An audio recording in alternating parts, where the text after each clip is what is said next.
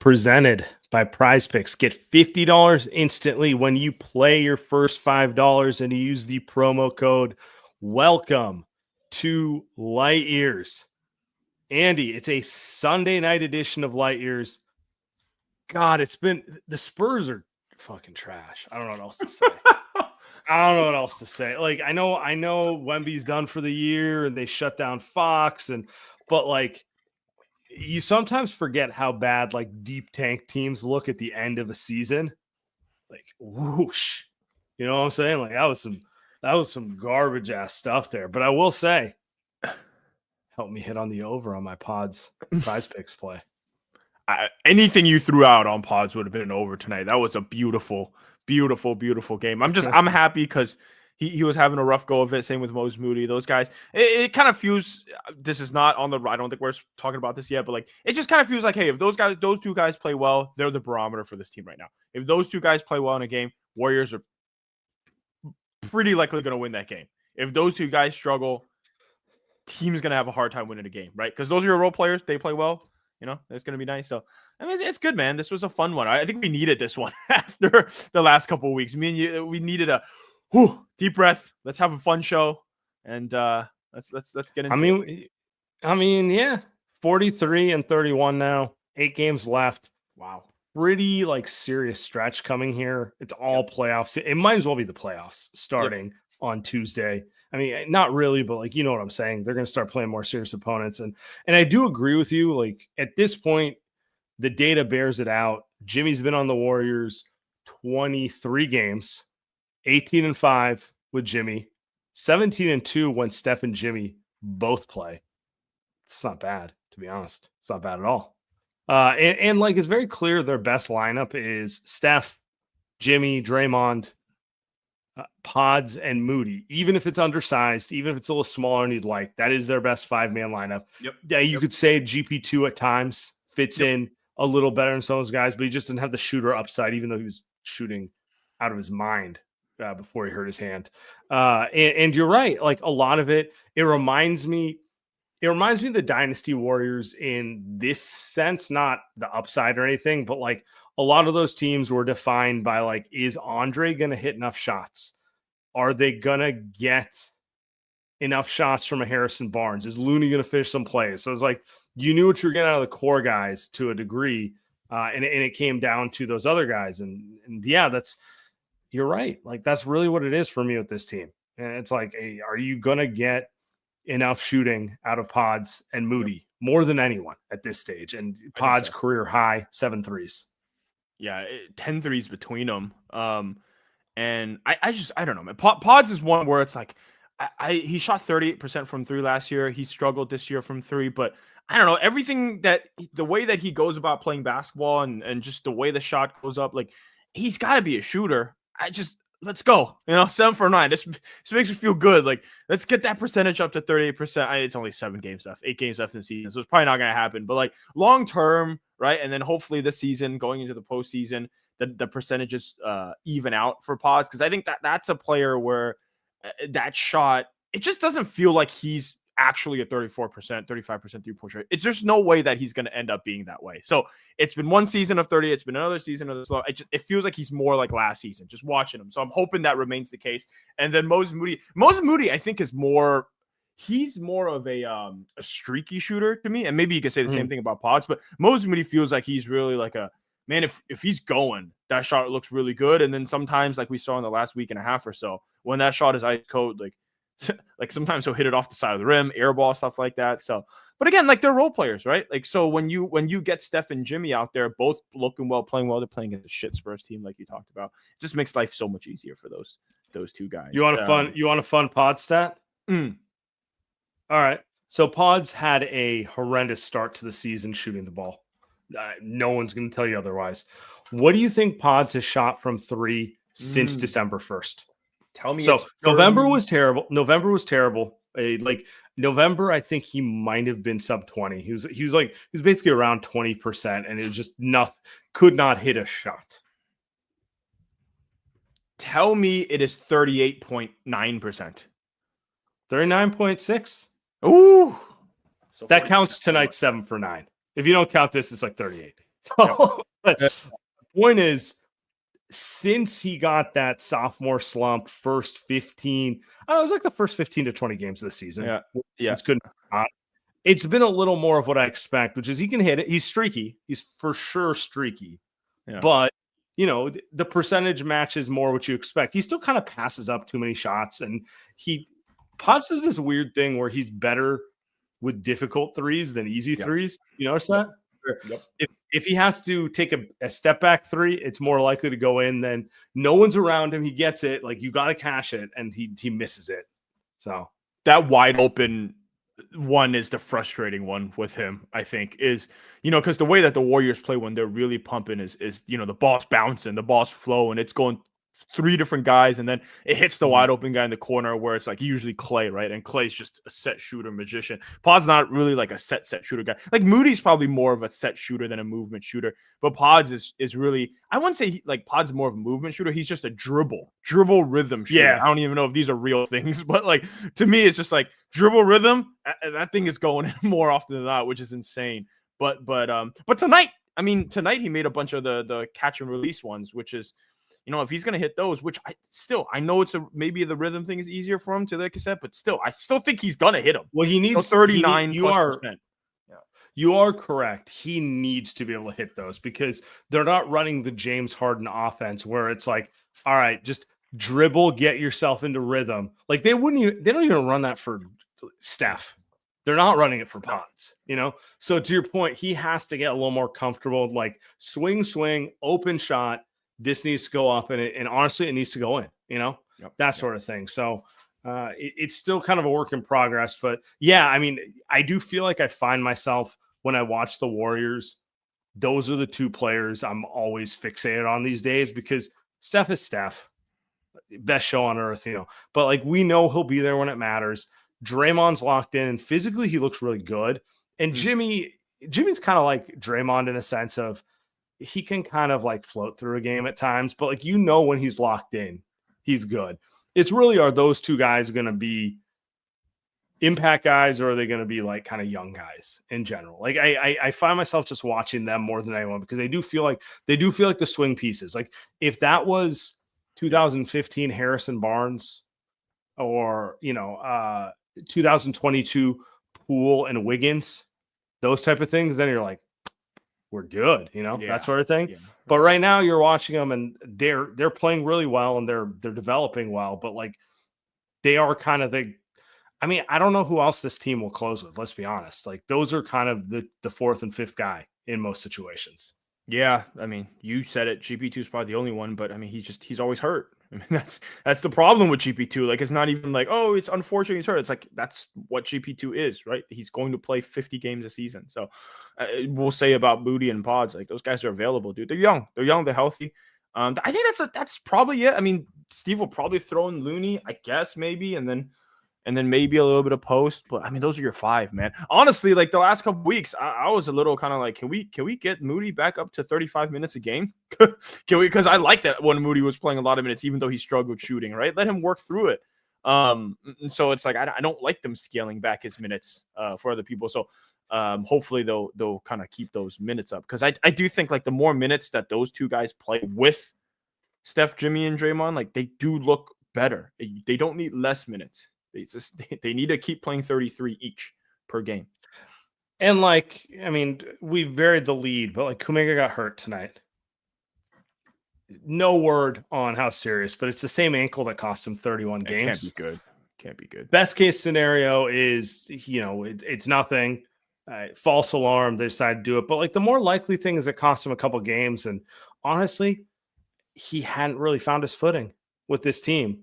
And I think I said this to you on an episode a week ago where I said like, look, I really don't care to discuss like who you can trade him for, this or that. Like the only thing that really matters to me is like figuring out what his role is because this team's going to make the playoffs and it's better if he has a role than if he doesn't. Like he's doing something to contribute. And I don't know. This does not make me optimistic that he's going to be in the playoff rotation. Like, honestly, I'm going to walk you through where my head's at right now. All right. He misses a handful of games. Then he comes back and we really have no time. And Steve's going to eventually just be like, it's not personal. I just have to go with the guys I know fit into what we're doing. It's going to be Guy Santos. It's going to be Looney. Maybe GP2 will be back by then. It'll be Quentin Post playing 5 to 10 minutes, at least until a defense, he gets exposed on the other end of the floor. And it'll be Buddy Hield plus the 5 guys who are starting. And that's probably what it's going to be.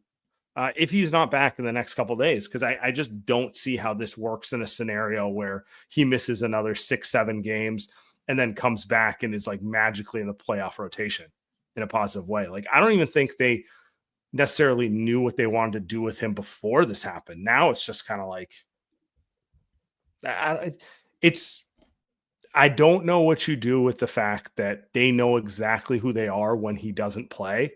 And then when they've been trying to figure it out, it's been a lot of, we're not sure where he fits into this thing.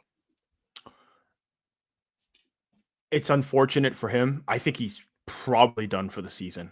And done for the season, meaning like, even if he does come back with a game or 2 or 3 games left, you said it, he's not going to play. It wouldn't help. It'd be unfair to him. I think it'd be unfair to the team, because regardless of where the team is going to be at right now or in the postseason this year, he's had no impact. He's going to have no impact on it. He's had no impact on the team since he came back, and that's not like slander. That's he's had honestly, he's had a negative impact. Well, no, yeah, but Sam, we all acknowledge okay, right. but like, he's come back to a new team. Like, I'm not particularly mad at him. Particularly mad at him for not figuring out his role. But like, the big thing I was interested in is, where is he going to fit into this whole thing? Because they got like 10 games to figure it out. Yeah, and now it's not going to get figured out. It's not. So that's what I'm saying. That's where it's unfortunate for him, and I don't know if it's unfortunate like for the team is. I think the team is going to be good enough to win games that they should win, and I don't know if Kuminga being back now, 5 games ago, or 5 games from now is going to impact them beating the Lakers in a first round series. Like, I don't know if it ever would have mattered. Like, that's what people keep telling me. Is what they keep telling me. I don't think it matters. I think it's unfortunate. Not because I think, magically April 1st, he's going to mature 6 years into his career. Yep. I think it's unfortunate because he does have talent. And let's be honest, I don't know if they're a favorite against certain teams in the West. So you want everything you have.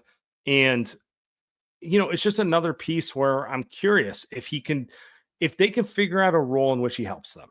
That's like really what it comes down to. So without him, it's just one less potential option. Sam, that's stuff for the first 30 games of the season, not the last 20, right? Like, this was a problem right now already, right? If Kuminga stay healthy today, it was a problem because they're trying to figure this shit out with 15 games left. It's not gonna happen, right? Because he doesn't know who he is as a player. You just said it. So that's why, to me, it's like, all right, well, you guys go figure it out next year. Like, but don't you think it's possible? So he's played what, 7, 8 games? Mm-hmm. He's been back. Mm-hmm. So we'll say maybe 20. If he didn't get hurt, it'd have been 20-game runway to the playoffs, right? Don't you think it's possible that in a 20-game runway, they could have figured out some way? I'm not saying it's the way, God, there's some like weird fans with him online. Bob Fitzgerald's a war criminal for just brainwashing people into thinking things. But what I was going to say is, I'm not thinking about it from the perspective of he's going to turn to a star. Don't you think it would have been possible for him to have figured out a way to be like a 15 to 20 minute guy who provides like offense for a second unit in the playoffs? If you got that kind of a runway? No, because if you can't do it against some of these teams that we're seeing in the regular season, it's not going to happen right now. And listen, here's the other thing. Who do they play on Tuesday? Who do they play next week? Who are their 3 games, 4 games that they play next week? They play Denver. They play Memphis. They play Denver. They play the Lakers, right? Aren't those their next 3 games? You're not getting ready for the first round, buddy. We got to get ready for next week. And so to me, it's like, what have we watched in the past 7 games that Wiseman will be back that it'll help him beat the Denver Nuggets? I'm not. I just look. I'm with like. I agree with you. It's like, look, regardless of the weird fans that he has, it just gotta speak the truth, man. Like this team knows its identity and probably has a better chance winning next week's games in Memphis, which is huge. Just with the team that they have today, like you got to change up your whole scheme offensively, defensively, dude. Save that shit for next season. Save that shit for the first 30 games of the season because it's a long season. You can do that now. Right now, you got to win, man. Right now, we're not doing the whole try to get him paid $30 million thing. We'll figure that out later.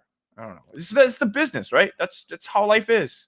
That's how life is. I'm sorry, but that is kind of how it is. I mean, my whole thing was I wasn't necessarily optimistic that it was going to fall into place before the playoffs, but I figured, look, man, we at least got to go through the exercise. Yeah, there's no other option. It's not like you can trade him today for Kevin Durant. Not like you can trade it, or Cam Johnson, more everybody's favorite. But you know what I'm saying? Like it's not like it is what it is. He's on the team, and potentially he could contribute to a playoff run. So I was just kind of like, let's see what they can figure out between now and then. That was kind of the way I was looking at it the entire way.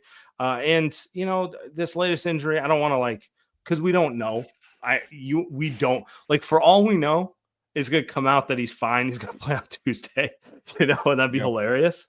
Yeah. But it is it does feel like it's moving towards that scenario of, all right, we don't have an answer. It's still the mystery box. And you know what? You put the mystery box in the closet and we'll look at the mystery box next season again, that sort of thing. Right. That's kind of how it's trending. So that's the way I look at it. I don't look at it as it's over. The playoffs are over. It's like, bro, if your playoffs were dependent on a player, you weren't even sure what their role was. It was over already. There you go. It was already over. I was just more of the perspective of kind of sucks. Cause it was holding hope that something over the next 2 weeks would work in a way where it worked out. Yeah. Well, I think also it sucks for him because that goes without saying. Yeah, I think it it feels like he's under a lot of pressure. He knows it. Everybody knows it. The contract stuff is going to be. I think it's going to be bad. It's going to be bad for him coming up this offseason. He's not getting 30 million. I mean, it's like he's not getting 30. It's like the polite way to put it is. The polite way to put it is we'll see, but all indicators are pointing towards what you're saying. So yeah, it's one of those things where it's well, you never know. Maybe he's back Tuesday. Maybe things figuring stuff out. It's all right, but the more likely scenario. Yeah. Let's get to some more fun stuff after this. Run your game all season long on PrizePicks. Lighters podcast brought to you by PrizePicks. PrizePicks, best place to get real money, sports action. Get $50 instantly when you play $5. Listen. Oh, sorry. Use the promo code LightYears. Listen, baseball's back. So that means I am back. Ben on baseball, baby. I did a 2-man yesterday. I hit the 2-pick power play on the no-run first inning. So for the people that like this stuff, that really love this stuff, no-run first inning it means Justin Verlander throws, doesn't allow a run in the first, and then I think Nick low for the Reds throws no-run first inning. Hit on that. Then I picked Jung-Hoo Lee on the over 1.5, whether it be a run batted in or a hit, and he got an RBI hit. Bingo, baby. And then I put a little $20, got 60 back. Dude, listen, right now is the best time to do PrizePicks. You got March Madness, right? You got baseball every single day. You got basketball pumping every single day. You got hockey if you want to get weird with it. So you got everything going every single day, all day long, pretty much from 4 o'clock, or actually 10 a.m. with baseball all the way till 10 p.m. PrizePicks, download the app today. Use code LightYears to get $50 instantly after you play your first $5 lineup. That's $50 instantly when you play your first $5. PrizePicks, on your game. Guys, it's time to take your health a little more seriously. It's time to go get a DEXA scan from our friends at BodySpec. Look, we've been talking about it all season. DEXA scan, highly accurate way to measure your body's composition. You could stand on a scale like a prehistoric caveman and 187, 202. It doesn't tell you shit. What you really want to know is all right, what's actually going on in my body? What's my body fat percentage? What's my lean muscle mass? What's my bone density? What's the visceral fat? Am I secretly a ticking time bomb Do I need to fix a bunch of things in my body before it's too late? That's what a DEXA scan actually tells you. It gives you what you think the scale is going to give you. And the thing about a DEXA scan is traditionally they've been pretty expensive, but BodySpec, our friends at BodySpec, have made it affordable for all. So instead of paying $300, $500, $1,000, go get a DEXA scan at some fancy gym, go to bodyspec.com, use the code LIGHTYEARS45 and get a DEXA scan for only $45. Locations in San Francisco and Los Angeles, and they got mobile vans that'll come to you. It's really this simple. You log on, you put in the code LIGHTYEARS45, you sign up, the van comes out to you 15 minutes out of your day. Honestly, you can do it on your Zoom call. Just put yourself on mute. You're good. Get the scan. Results come to you within a day or so, and then you start your fitness journey. Bodyspec.com, code LIGHTYEARS45. All right. Now, the official president of Light Years. Hey, Lau, how you doing, brother? I'm good, man. I think it's hilarious that baseball's back. So, Bay Area sports fans, are we giving Aaron Judge the playoff James Harden right now, where he could crack like 4 home runs?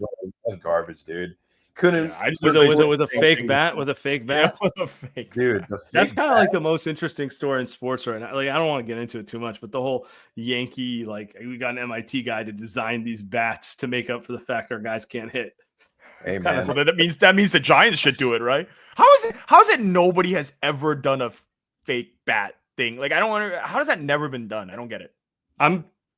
Yeah, that was my first thought. I was like, this has to be breaking some rule with, like, because like there's always rules about like the size, the weight, like, a basketball must be a certain circumference to be a game eligible one. And there's the same stuff with like bats and everything, right? So I don't know. I want to see how it plays out, but isn't it kind of crazy? Like, they get these bats with these like elongated barrels and next thing you know, everyone's fucking mashing home runs. It's like you and me playing wiffle ball or something. I don't know. There's gonna be like the 2025 version of Moneyball, but where instead of the Jonah Hill character that talks about the analytics, they're gonna talk about shaped bats. And I swear, dude, we're gonna have one that looks like a tennis racket soon. We gotta get the ratings up. So yeah. Shout out to baseball. We're getting Patrick Bailey to 10 home runs one way or another. No. Dude, 10 home runs at Oracle is like 40 home runs. Honestly, it feels like 40. Yeah, he can hit 8 of them on the road. It's fine. Yeah. They count the same. So you guys see the Clippers lost earlier today? Oh yeah. So the Warriors are back in the 6th seed right now, officially. And then we got the whole situation with the Grizzlies. I did some reporting, Detective Sam on the case. I feel pretty confident in saying I think Ja is the reason that they fired the coaches. Coach Killer. Wow. They bring in a new assistant who is adamantly against pick and rolls. No pick and rolls. What's Ja's best play? That downhill pick and roll. Yeah. Maybe just maybe he didn't like the fact that they turned him into a. Not everyone's like Steph. Not everyone's cool just setting back screens all day. Wait, Steph's the greatest of all time, by the way. So the assistant coach that got promoted, is he the same one that wants to run that system now, or is he a Ja guy?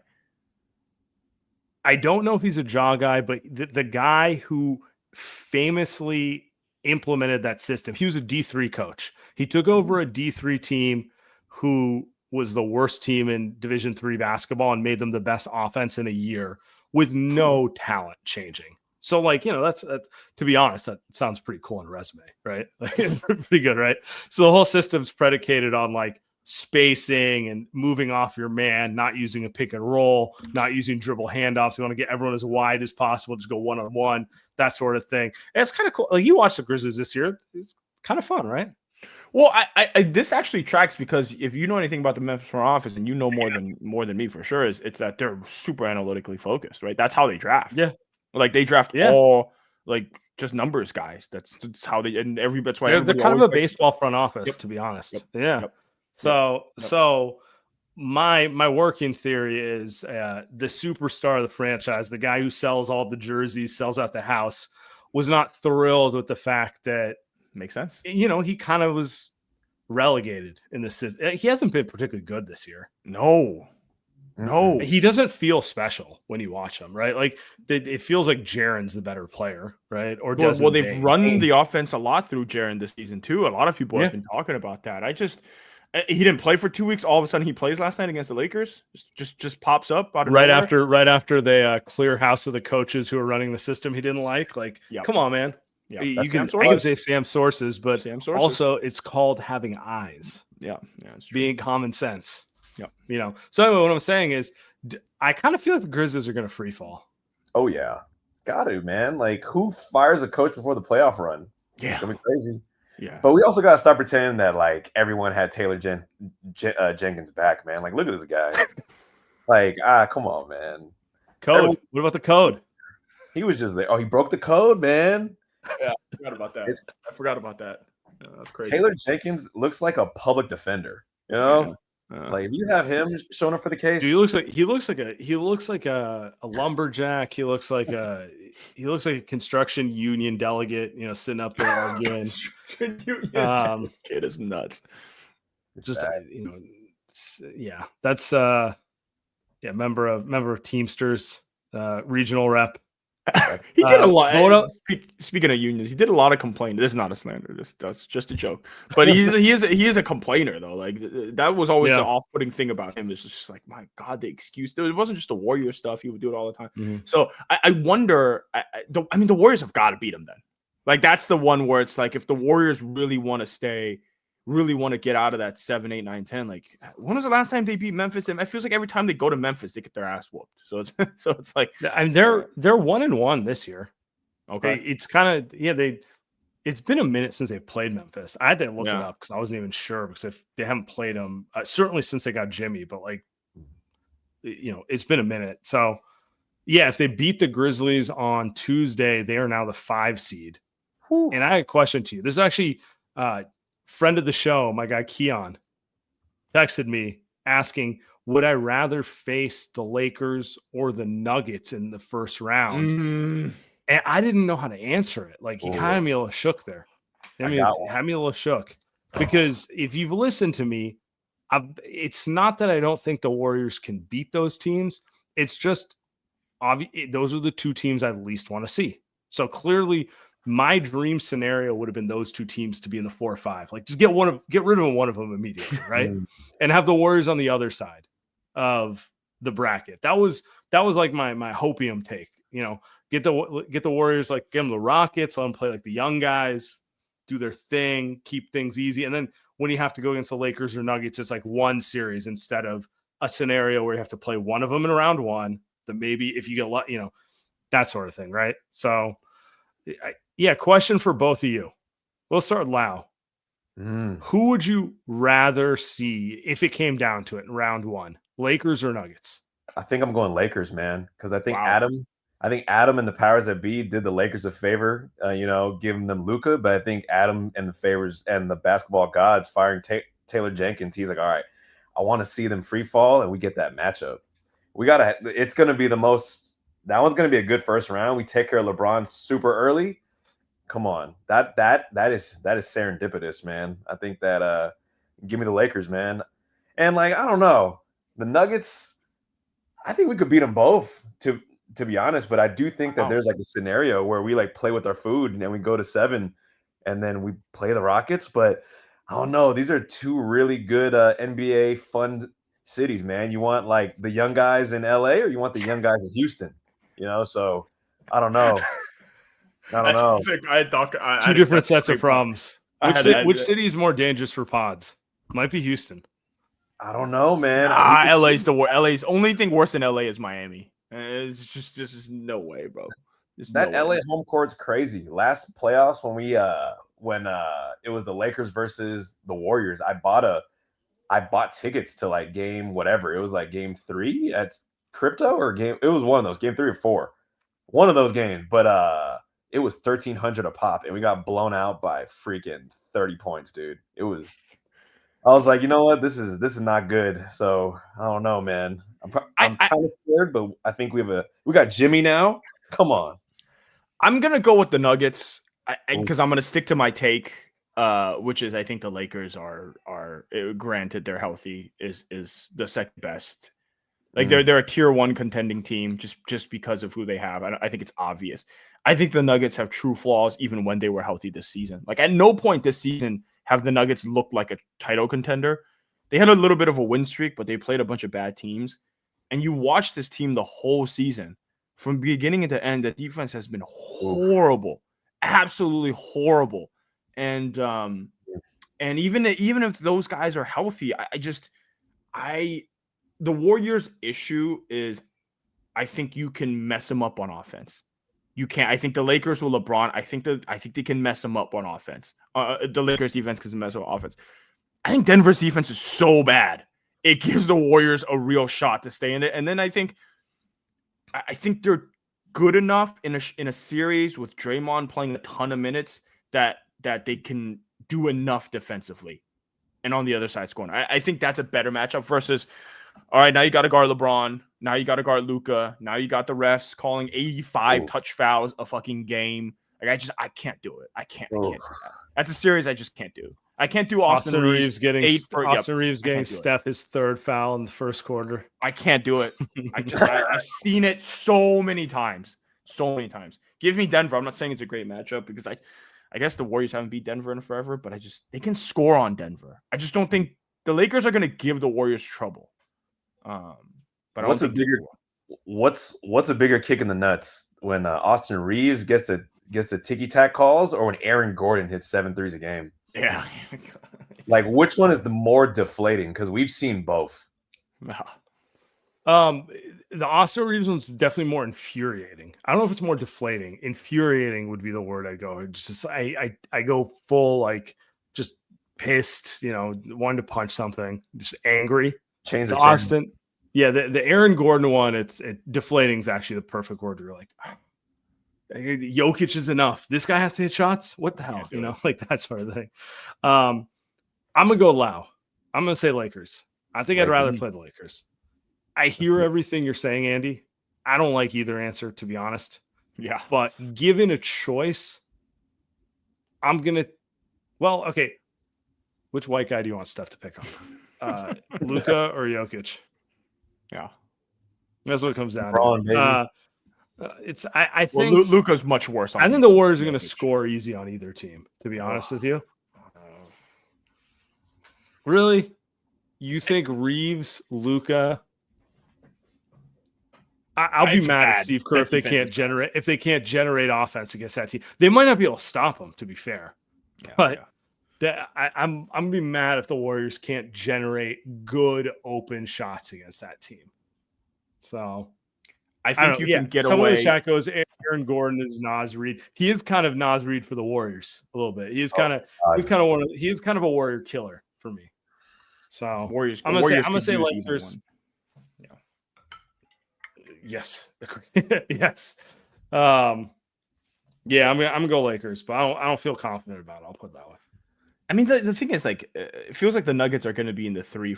Looking at the standings, probably like pretty likely, but it's the 4, 5, 6, 7, 8. That's the like 1, 2, 3. That's 5 teams. Yeah, it's still one game. They're only one game up on the Lakers in the loss. Like it's still that is true. That's true. It's still you're right. Too early to say. Like it's right there. Yeah, you're right. It's just the Warriors won't get into the 3 seed most likely, but 4 and 5 are pretty. Man, if they get in the 4th seed with a home court advantage, I don't know. I guess I don't know how much that matters, but that's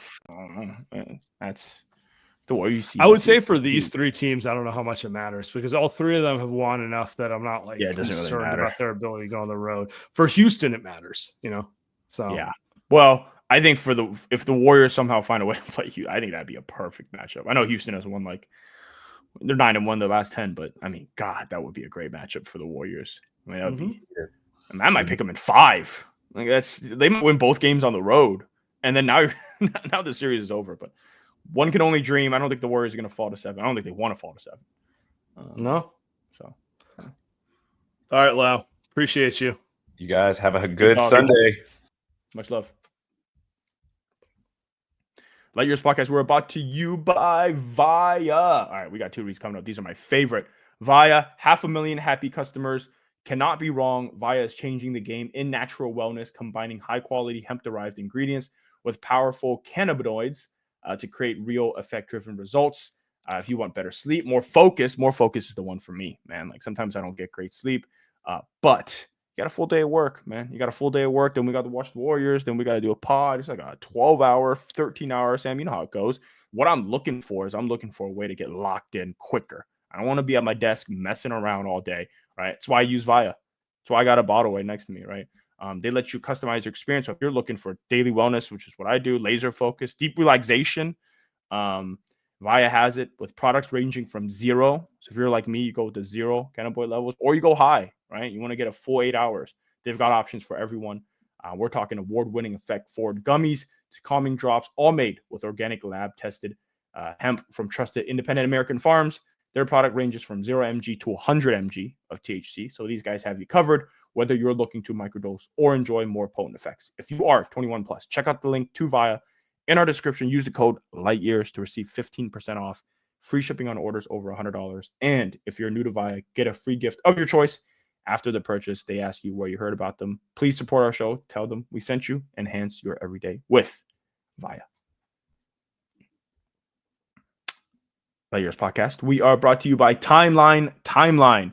Cellular health is the foundation of well-being and longevity. With MitoPure supplements, you can support your health by encouraging cellular renewal. With MitoPure, you feel the difference in your energy levels, your workouts, your endurance, and your recovery. Dude, I get one workout in every week. I get one run in every week.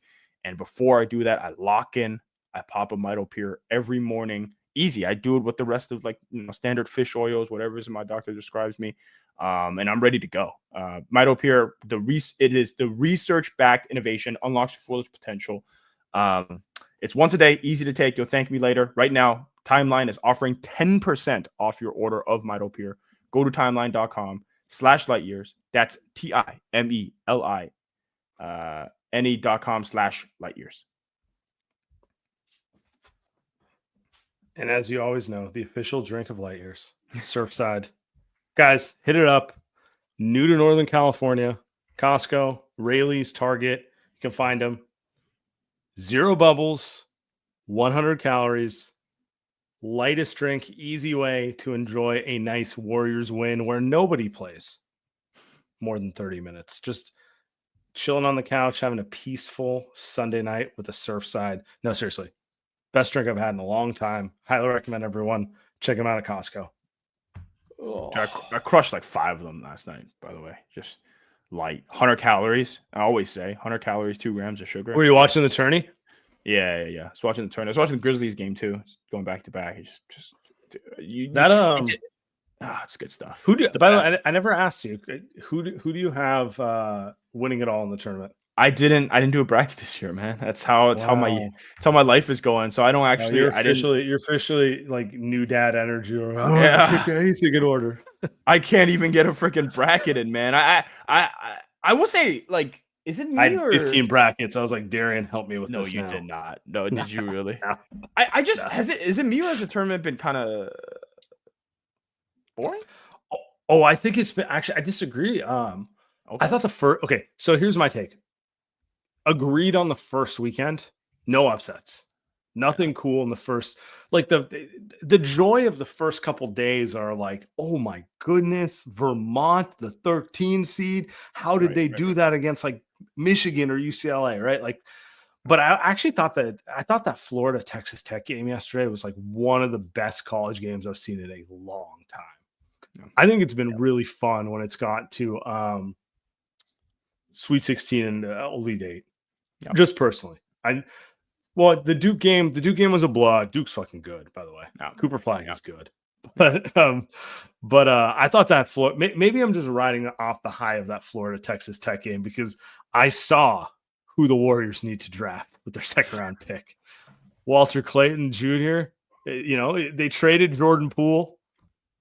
Here's your do-over. Get that guy who can get a bucket so Steph doesn't have to fucking play 100 minutes a game, and you can give him nights off and have someone who can take those shots. Was that not just a fun game? Well, so first off, this kid is unreal. I mean, he moves super, like he's not super quick, right? He just got an air of like confidence with him when he dribbles the ball and he puts up a shot. I think the kids call it aura. So it kind of blew my mind. I was watching the game before that one, Florida, before the one they beat Texas Tech, and the one before he was awesome. The Thursday one. Yeah, it was amazing. He was just throwing up crazy shots, insane shots. And then I went and looked him up. I looked him up in the mock draft stuff, and I was like, oh, maybe he's like a 28th pick or like 25th or something like that. Dude, he's like the 50th pick. He was mocked to go in. So I was like, oh, so this guy, he must be. So my guess is he's probably short, right? And he probably doesn't really move well. Like he's not super athletic. That's probably the problem with him. So I mean, I don't know. I liked him, right? He's got that like it to his game. You can't really judge that, but I guess the NBA size profile isn't great with him. Well, it's just like, okay, so yeah, I agree with you. He's actually, so the Warriors, I don't know if people realize this, they own the Heat second round pick, assuming it doesn't go between 31 and 37, which it won't, based on where they're picking. So the most likely scenario is the Warriors get like the 40th pick of the draft. Okay. And he might end up playing his way out of their range. But to your point, most of the mocks have him as like an end of second round pick because he's just, is he not just a college player too? You know what I mean though? Like, because it's one of those things where it's like, he's only going to make it in the NBA if he can shoot like that against NBA defenses. He's not going to make it as a defender. He's not going to make it as a playmaking point guard. He's not going to make it, as a rebounder. It's really going to come down to like, is this the next Patty Mills? Is this is this Jordan Clarkson? Like, is this one of those guys where like, look, I get it. He's not Steph Curry, but I promise you, off your bench, he'll win you 10 games a year. He'll win you a handful of games where he comes in, he's hot. You didn't take him seriously, and he gets like 25 in 15 minutes. Like that type of guy. So the real question is he that guy, or is he one of those guys who's like, he lights it up in college, then gets to pros, he's a 33% shooter, and he's like a EuroLeague player. Well, so I think a couple names. I'm glad we're talking about Walter Clayton Jr. I called him Claxton like 20 times on the timeline. Nobody corrected me. So I felt bad. But Walter Clayton Jr. So I think a couple comps, right? I think so. You talked about like, okay, is he going to end up being like a 33% guy, right? And he's just kind of too slow to get his own shot. Kind of reminds me a little bit of like I was looking the other day at a player popped up on my timeline. Chris Duarte popped up. And I was like, when he got drafted kind of high, and he just ended up not being able to score enough. Like he just couldn't shoot enough, couldn't score enough. Older guy, not enough upside. So I think that's like they thought he was going to be a 40% 3-point shooter, and it was 34%, and just like nope. That's all. If that's all you do, that's not going to get it done. Now I think another comp here is I don't see a Jordan Poole. Jordan Poole was so electric. He was so fast, so quick, so fast. Yeah, I don't know if I see that much, but who's been really good as a sixth man this season? Peyton Pritchard. Like I think that's someone that like if he ends up having a career like Peyton Pritchard, where he's a little undersized, but backup point guard comes in, just shoots the shit out of the ball, fills it up. Just like some games, Peyton Pritchard will just go for 30.